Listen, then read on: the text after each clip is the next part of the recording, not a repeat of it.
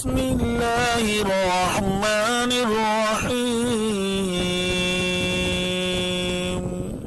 سوال یہ ہے کہ جی کیا خون نکلنے سے، جسم کے کسی حصے سے خون نکلنے سے وضو ٹوٹ جاتا ہے؟ کہتے ہیں جی ہمارے علماء کرام کہتے ہیں کہ جی اگر خون نکلے، پھوڑا پھنسی وغیرہ ہو تو اس کے ساتھ جو نا وہ وضو ٹوٹ جاتا ہے، وضو دوبارہ کرنا پڑے گا، یا دانت سے خون نکلا ہے تو اس کا وضو دوبارہ کرنا پڑے گا۔ دیکھیں میرے بھائیو، رسول اللہ صلی اللہ علیہ وسلم نے وضو ٹوٹنے کے متعلق تمام چیزوں کو آپ نے بتا دیا۔ آپ نے فرمایا کہ اگر آدمی کے یعنی کہ ہوا خارج ہوتی ہے، چھوٹا پیشاب آتا ہے، بڑا پیشاب آتا ہے، یا خواتین کے ایام آ جاتے ہیں، یا اس قسم کا مسئلہ ہے، تو آپ نے فرمایا کہ وضو ٹوٹ گیا۔ نیند آ گئی، ہاں جی، تو بے ہوشی طاری ہوگی تو وضو ٹوٹ جاتا ہے۔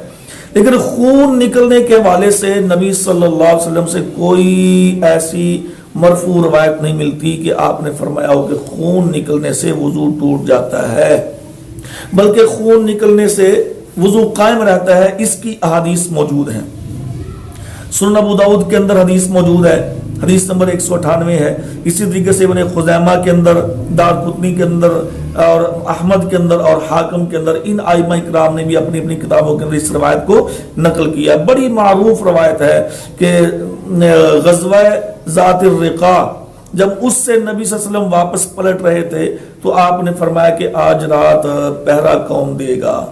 تو دو صحابی کھڑے ہوئے، ایک انصاری اور ایک مہاجر، ان کا جی آج ہم پہرا دیں گے۔ تو پیارے پیغمبر نے فرمایا کہ وہ جو اوپر چوٹی ہے نا، وہاں پہ جا کے کھڑے ہو جاؤ، اور ادھر سے دشمن کے آنے کا خطرہ ہے، وہاں پہ جا کے کھڑے ہو جاؤ پہرا دینے کے لیے۔ اب یہ صحابی وہاں پہ چلے گئے۔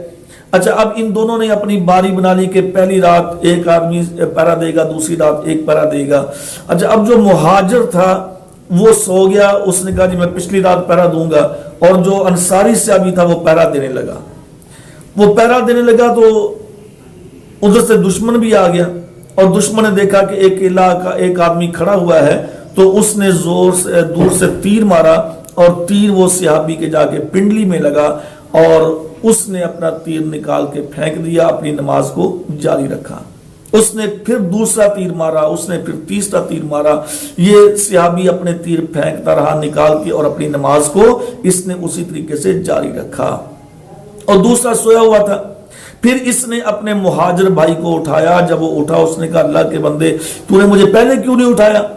تو اس نے کہا کہ چونکہ میں تلاوت کر رہا تھا تو میرا دل نہیں کرتا تھا کہ میں تلاوت کو چھوڑ دوں، اس لیے میں نے آپ کو میں نے نماز ختم نہیں کی، اور تجھ کو میں نے اس ڈر سے اٹھایا ہے کہ کہیں ایسا نہ ہو کہ میں یعنی کہ شہید ہو جاؤں، مجھے موت آ جائے، اور پیارے پیغمبر نے جو ہماری ذمہ داری لگائی تھی اس میں سے کوئی سستی اور کوتاہی ہو جائے، اس لیے میں آپ کو اٹھایا ہے۔